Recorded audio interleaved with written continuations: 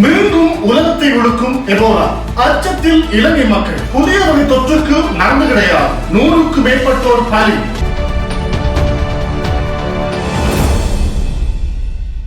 வாருங்கள் லங்காஃபோ ஊடகங்களை மற்றும் ஒரு காணொலியூடாக உங்களை சந்திப்பதிலே நாங்கள் பெருமை அடைகிறோம். உலகத்தையே மேல வைத்த ஒரு கொடிய வைரஸ் எங்களுக்கு எல்லோருக்கும் தெரியும். இப்ப இருக்கிற ஜெனரேஷனுக்கு எல்லாம் தெரியும். இந்த COVID-19 என்று சொல்லப்படுகிற வைரஸ். இது சைனாவில் தோற்றம் பெற்றது. இதனுடைய தாக்கம் பல லட்சக்கணக்கான மக்கள் உலகளாவிய ரீதியிலே கொல்லப்பட்டார்கள். இந்த தாக்கம் படிப்படியாக குறைந்திருக்கிறது. குறைவடைந்து நாடு பூராகவும் சீராக வந்த பிற்பாடு இப்பொழுது உலகத்தை ஆட்டி படைக்கும் இன்னொரு வைரஸ் இப்பொழுது புதிதாக அல்ல, இது ஏற்கனவே வந்த வைரஸ் தான். ஆனால் அதனுடைய திரிவு இப்பொழுது உலகத்தை ஆட்டி படைக்க ஆரம்பித்திருக்கிறது. குறிப்பாக ஆப்பிரிக்க நாடுகள் இப்பொழுது ஒரு ரெட் வலயம் என்று சொல்வார்கள், சிவப்பு வலயத்துக்குள்ளே உள்வாங்கப்பட்டிருக்கிறார்கள். அந்த உள்வாங்கலுக்கு என்ன காரணம், என்னென்ன விடயங்கள் இருக்கிறது, அந்த தொற்றுக்கு என்ன பெயர், அதை நாங்கள் எவ்வாறு கணிக்கின்றோம் போன்ற பல விஷயங்களை உங்களுக்கு நாங்கள் லங்காஃபோ ஊடகத்தினூடாக நான் வழங்க காத்திருக்கிறோம். சரி, வாருங்கள் உறவுகளே. ஆப்பிரிக்க தேசம் மட்டுமல்ல, உலகமும் பயந்து நடக்குகின்ற ஒரு வைரஸை தான் நாங்கள் பார்க்க இருக்கிறோம். அந்த வைரஸுடைய பேர் எபோலா. இந்த எபோலா என்கின்ற வைரஸ் உங்களுக்கு தெரியும், ஆரம்ப காலங்களிலே வந்திருக்கிறது. குறிப்பாக 1976ஆம் ஆண்டு முதலாக ஆப்பிரிக்க தேசத்திலே இந்த எபோலா வைரஸ் அடையாளம் காணப்பட்டது. உங்களுக்கு தெரியும், இந்த எபோலா என்ற பெயரை சூட்டியவர் இந்த வைரஸை கண்டுபிடித்தவராக சொல்லப்படுகின்ற பீட்டர் பியட் என்பவர் தான் இந்த நோய்க்கு எபோலா என்ற பெயரை சூட்டினார். எபோலா என்பது நான் நினைக்கிறேன் இந்த கொங்கோ குடியரசினுடைய ஒரு நதியுடைய பெயர் தான் இந்த எபோலா. கொங்கோ குடியரசினுடைய கொங்கோ குடியரசில் தான் முதலாக இந்த எபோலா வைரஸ் தோற்றம் பெற்றது. அவர் கொங்கோ குடியரசிலே இருக்கின்ற ஒரு நதியின் பெயர் தான் எபோலா.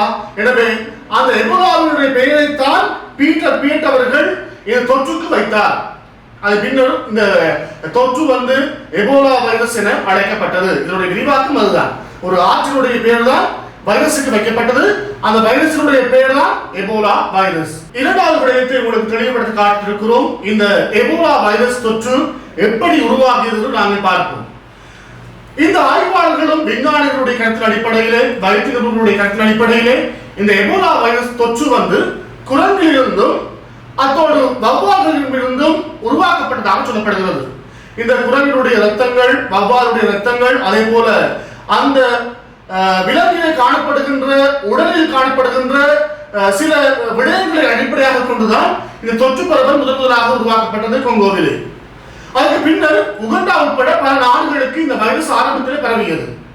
இந்த வைரஸ் தொற்று காணப்படுகின்றவர்கள் பின்வரும் அறிகுறிகளை கொண்டவர்களாக காணப்படுவார்கள். இந்த வைரஸ் வந்தால் என்னென்ன அறிகுறிகள் காணப்படுவார்கள் என்று நாங்கள் பார்ப்போம். முதலாவது, இந்த கிருமி தொற்று ஏற்பட்டால் காய்ச்சல் நிலை காணப்படும். முதலாவது விஷயம் காய்ச்சல் ஏற்படும். இரண்டாவது விஷயம் கரகரப்பான தொண்டை காணப்படும்.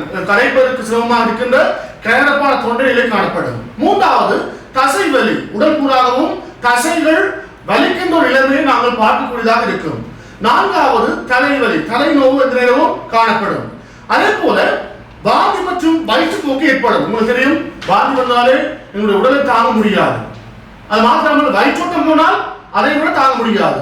எனவே வாந்தி மற்றும் வயிற்றோட்டம் இந்த நோயுடைய மிக முக்கியமான அறிகுறியாக பார்க்கப்படுகிறது. சிலருக்கு ரத்த கசிவும் ஏற்படும். அதிகமான வாந்தி எடுப்பு, வயிற்றுப்போக்கு காரணமாக வாயுடாக ரத்தம் வெளியேறுகின்ற தன்மை, அல்லாவிட்டால் சலம் ஊடாக, அதாவது சிறுநீர் ஊடாக ரத்தம் வெளியேறுகின்ற தன்மையை இந்த நோயுடைய அறிகுறிகளாக ஆரம்பத்திலே இந்த விஞ்ஞானிகள் சொன்னார்கள். இதில் நாம் பார்க்கிற மிக முக்கியமான விஷயம் என்றால், இந்த எபோலா வைரஸ் தாக்கக்கூடிய இரண்டு மிக முக்கியமான பாகங்கள் என்று பார்த்தால், ஒன்று கல்லீரல், மற்றது சிறுநீரகம். சிறுநீரகத்தை தாக்கும், மற்றது கல்லீரலை தாக்கும். இந்த இரண்டு விடயங்களிலே ஆரம்பத்திலே இந்த தாக்கம் காணப்படும். குறிப்பாக வௌவால் மற்றும் குரங்குகளினுடைய உடலில் காணப்படுகின்ற திரவங்கள் மற்றும் இரத்தத்தினால் இந்த தொற்று ஏற்படுகின்றது என்ற விஷயத்தை நாங்கள் ஏற்கனவே உங்களுக்கு தெளிவுபடுத்தியுள்ளோம். இந்த தொற்றை நாங்கள் பார்க்கும் இடத்திலே மிக முக்கியமான ஒரு நோட்டை நீங்கள் வைத்திருக்க வேண்டும்.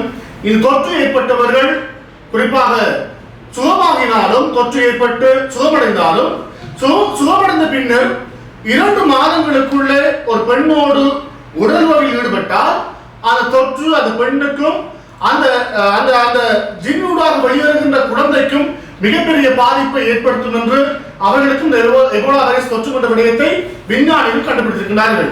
எனவே அந்த விடயத்தையும் தடை செய்ய வேண்டும் என்ற விடயத்தை அவர்கள் கவனமாக முன்மொழிகிறார்கள். என்றால் அந்த விடயத்தினூடாக அதிகமான குழந்தைகளுக்கு பாதிப்பு ஏற்பட்டிருக்கிறது, அதே போல பெண்களுக்கும் பாதிப்பு ஏற்படுத்தப்பட்டிருக்கிறது. அத்தோடு நாங்கள் பார்க்க போனால் 2013ஆம் ஆண்டு வரை குறிப்பாக 1000க்கும் குறைவான மக்களே இந்த தொற்றால் இறந்து போனார்கள். ஆனால் 2014ஆம் ஆண்டு நாங்கள் பார்க்கிற பொழுது 1600க்கும் மேற்பட்டவர்கள் இந்த தொற்றால் உயிரிழந்திருக்கிறார்கள். இது ஆரம்ப காலத்தில் ஏற்பட்ட எபோலாவுடைய தாக்கம்.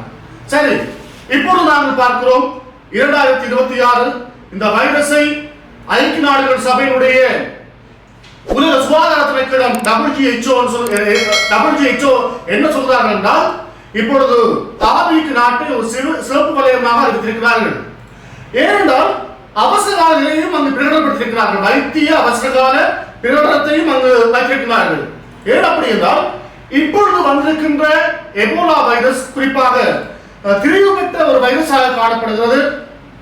அதை சொல்லுவார்கள், இந்த வைரஸ் எங்கு கண்டுபிடிக்கப்பட்டிருக்கின்றால் மத்திய ஆப்பிரிக்காவில் உள்ள கொங்கோ குடியரசினுடைய இடுவி என்கின்ற மாகாணத்தில் காணப்படுகின்ற தங்க சுரங்கங்களிலே இந்த வைரஸ் முதலாக கண்டுபிடிக்கப்பட்டது. குறிப்பாக புண்டிபுக்கியோ என்று சொல்லப்படுகின்ற ஒரு தொற்றியில் தான் இப்பொழுது வந்திருக்கிறது, திரிவடைந்திருக்கிறது. எபோலாவுடைய திரிவு தான் இந்த புண்டிபுக்கியோ. இந்த புண்டிபுக்கியோவினுடைய தொற்று, இதற்கான காரணம், இந்த தொற்று ஏன் இவ்வளவு பயங்கரம் என்றால், திரிவுபட்டமையினாலே இதற்கான மருந்துகள் குறிப்பாக எந்த வேக்சின் ஏற்றினாலும் இதற்கு வேலை செய்யாது. இந்த இதுக்கு புண்டிபுக்கியோ சொல்லப்படுகின்ற புதிய திரிவுபட்ட எபோலா வைரஸானது எந்த விதமான மருந்துகளுக்கோ மாத்திரைகளுக்கோ அல்லது வேக்சினுக்கோ சுகமாக போவதில்லை. ஏன்னா நாங்கள் பார்த்தோம் ஏற்கனவே இந்த எபோலா வைரஸுக்கு வந்து நாங்கள் சையர் என்று சொல்லப்படுகின்ற தடுப்பூசி பயன்படுத்தப்பட்டது. அதன் ஊடாக வந்து அதிகமானவர்கள் குணமாக்கப்பட்டார்கள். ஆனால் புண்டிபுக்கியோ சொல்லப்படுகின்ற புதிய எபோலா வைரஸ் தொற்றானது எந்த விதமான மருந்துகளுக்கும் மாத்திரைகளுக்கும் வேலை செய்ய மாட்டாது. எனவே இது ஒரு கொடிய நோயாக அவர்கள் கணிக்கிறார்கள். குறிப்பாக 240க்கும் மேற்பட்டவர்கள் இதுவரைக்கும் ஆப்பிரிக்க நாடுகளில் இறந்திருக்கிறார்கள். குறிப்பாக கொங்கோ, உகண்டாவுடைய கம்பாலா என்று அழைக்கப்படுகின்ற இடத்தில் இருக்கின்றவர்களும் அதிகமானவர்கள் பாதிக்கப்பட்டிருக்கிறார்கள். எனவே மக்கள் மிக அவதானமாக செயல்படுங்கள். நான் நினைக்கிறேன் 10க்கும் மேற்பட்ட நாடுகளில் இந்த சிவப்பு எச்சரிக்கை வலயமாக அவர்கள் அறிவித்திருக்கிறார்கள். வெளிநாடுகள் செல்கின்றவர்கள், ஆப்பிரிக்க நாடுகளுக்கு சுற்றுப்பயணங்களை மேற்கொள்கின்றவர்கள், அதே போல வெளிநாட்டு சுற்றுலா பயணிகள் நாட்டுக்கு இருந்த பொழுது உரிய பரிசோதனை மேற்கொள்ளப்பட வேண்டும். இந்த எபோலா வைரஸுடைய தாக்கம் இலங்கையில் ஏற்படக்கூடிய வாய்ப்புகள் இருப்பதாக இலங்கை சுகாதார திணைக்களம் அறிவிப்புகளை வழங்கியிருக்கிறார்கள். எனவே வெளிநாடு செல்கின்றவர்கள் அல்லாவிட்டால் வெளிநாட்டு பிரஜைகள் இலங்கைக்கு வருகின்ற பொழுது உரிய மருத்துவ பரிசோதனை கட்டாயமாக செய்யப்பட வேண்டும். இல்லாவிட்டால் இலங்கையையும் இந்த கொடிய நோய் தாக்கக்கூடிய சாத்தியக்கூறுகள் இருக்கிறது. நான் நினைக்கிறேன் மொடர்னா என்று அழைக்கப்படுகின்ற ஒரு தடுப்பூசி நிறுவனம் இந்த புதிய வகை எபோலா வைரஸுக்கு எதிராக தடுப்பூசிகளை கண்டுபிடிப்பதற்கான முயற்சிகளில் ஈடுபடுகிறார்கள். இது உண்மையிலே வரவேற்கத்தக்க விஷயம். இதனாலே பல உயிர்கள் காக்கப்படும் என்று நாங்கள் நம்புகிறோம். இது போன்ற பல காணொலிகளை தொடர்ந்தும் லங்காபோ ஊடகத்தினூடாக வழங்க காத்திருக்கிறோம். விடைபெறும் நான் உங்கள் விஜே ஹரிஷ். நன்றி உறவுகளே. உங்களுக்கு இந்த காணொலி பிடிச்சிருந்தா இந்த காணொலியை ஷேர் பண்ணுங்க. உங்களோட ஆழமான கருத்துக்களை கமெண்ட் பாக்ஸ்ல எங்களுக்கு தாங்க. அதை விட முக்கியமாக சப்ஸ்கிரைப் பண்ணுங்க. கட்டாயமா சப்ஸ்கிரைப் பண்ணாதான் எங்களுக்கு நீங்க எங்களுடைய வீடியோக்களை தொடர்ச்சியாக பார்க்கக்கூடிய மாதிரி இருக்கும். உறவுகளே, பல காணொலிகளை உங்களுக்கு இன்னும் நாங்கள் வழங்க காத்திருக்கிறோம். மிஸ் பண்ணிடாதீங்க. இது போன்ற மேலும் பல முக்கிய சுவாரஸ்யமான செய்திகளை அறிந்து கொள்ள லங்காபோ யூடியூப் சேனலை சப்ஸ்கிரைப் பண்ணுங்கள். எமது செய்திகள் உடனடியாக கிடைக்க பெல் பட்டனை அழுத்துங்கள். அத்தோடு எமது செய்திகளை மற்றவர்களும் பார்வையிட ஷேர் செய்யுங்கள். நன்றி.